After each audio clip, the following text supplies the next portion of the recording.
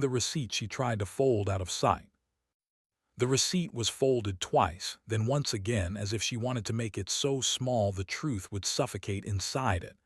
I found it in her coat pocket while looking for the lighter she swore had disappeared. A slip of paper with polite ink, the kind that thanks you for your service. Harbor Line Hotel, 2 Martinis, room 614, midnight. A date that wasn't ours. A room number I'd never walked into. I put it back exactly as I found it, though my fingers shook like I was trying to balance glass. The coat hung by the door and stared at me as if it had learned to judge. She came in humming, carrying groceries in a bag that said organic, smelling like citrus pretending to be mercy. She kissed my cheek with accurate affection, the kind that recruits your body while sparing your hope. "You're early," she said. We were supposed to be ordinary. On Sundays, I iron pillowcases because flat cotton feels like a promise heat can keep. She sleeps with her palms spread over my ribs as if she's taking attendance of my breath.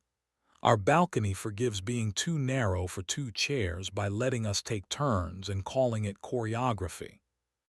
When rain comes after midnight, we crack the window and let the city wash its face while we wash each other's. Her knee hooking behind my thigh like a knot sailors believe in, my mouth finding that nickel-bright coin beneath her collarbone where breath admits it wants to be fire. The apartment smells like basil, dust, and patience. The receipt didn't smell like basil. It smelled like distance. I started a folder on my phone named Weather because evidence is a hobby for men who want to be wrong. I put the receipt there, alongside the scarf I'd never seen before, folded like a seminar taught it how to behave. The candle box from a company that pretends to be the moon. The doorbell clip where a stranger's jaw leaned too close to the lens, fogging it with confidence. The voice memo on her phone titled Later, 21 seconds of hiss and her laugh. The laugh she cuts off with her teeth when she's trying not to be too much, followed by a man's voice saying my name like he'd borrowed it for rehearsal.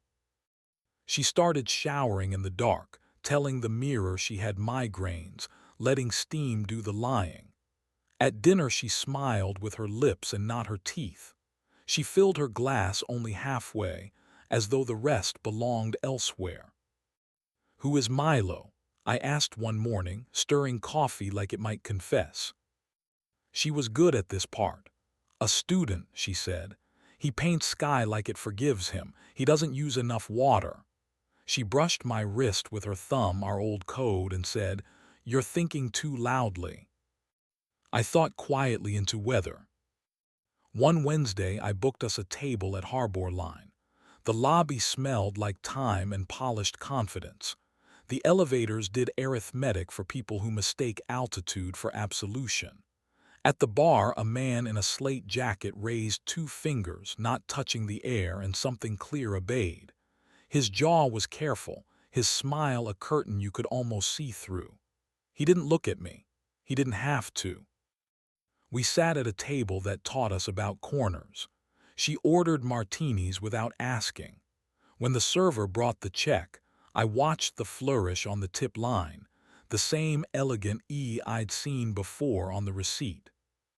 In the bathroom mirror, I looked like a city rehearsing rain. That night in bed, she crossed her knee behind my thigh and guided my hand beneath her shirt like a host turning on a lamp she trusts. We moved with the fluency of people who know their lines and still want the audience to believe them. In the middle, her eyes went elsewhere and came back with apology penciled along the edge. Pencil erases clean if you don't press. I kissed it anyway. At 2:11 a.m. my phone buzzed with the politeness of a clerk. Doorbell, face recognized. The clip was 30 seconds of grain. His cheek leaned too near the glass, her shadow slipping past like someone who knows how to walk without waking cups.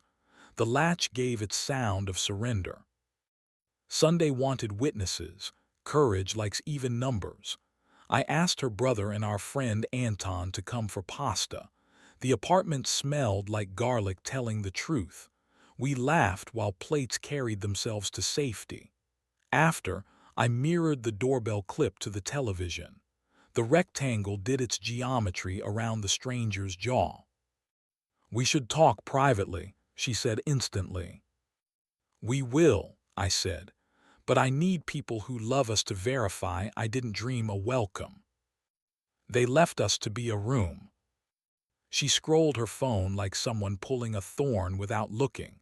The voice memo blinked. The airline app still wanted her to rate her journey. The receipt sat between us, folded twice, then once again. "I told myself it was a hallway," she said finally. "Somewhere I could stand without a tour guide. I liked the echo." "Is he married?"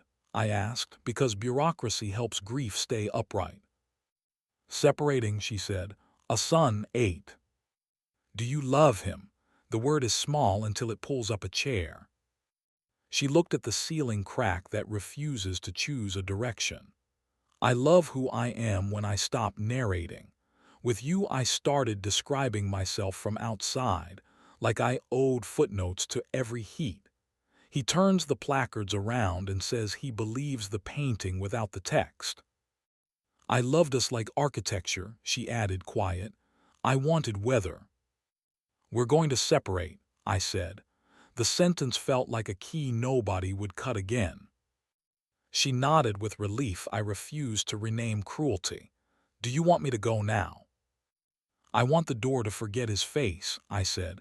"Pick a door, I'll take the other." Leaving looks fast in photographs, but houses do it slowly. She took the hoodie, the charger that fits everything, and the scent that trained corners to stand up straight. She left the candle that pretends to be the moon, the scarf folded into weather, and the receipt folded into guilt. At the threshold, she lifted her hand toward my wrist, the old code, and changed her mind midair. The absence landed better than touch. "I was happy," she said, "and greedy and afraid and sorry." "You were alive," I said. "So am I." The lawyer's office smelled like old rain and problem-solving. She asked if I wanted an outcome or a scene. "Outcome," I said, surprising the organ in me that keeps a little theater troupe just in case. Back home, I changed the lock and retaught the door my face. The plant on the landing forgave me when I slipped the spare beneath its dirt. I opened the windows and let honest cold move through the rooms until the curtains forgot about saffron and secrecy. Because endings itch, I unfolded the receipt once more and read the name of the hotel, the date, the room number that will never belong to me. Then I folded it again, twice, then once more, until the truth was small enough to hide but never gone. Now, when rain comes after midnight, I still crack the window to let the city wash its face. I iron pillowcases on Sundays because some promises keep themselves if you heat them right. Sometimes I press my thumb to the thin place on my wrist and answer myself. Here, here, here. The doorbell hasn't recognized any new faces since. The phone asks me whether I want to improve recognition by sharing clips. I tell it no. Some memories deserve to stay folded. Some nights that's enough.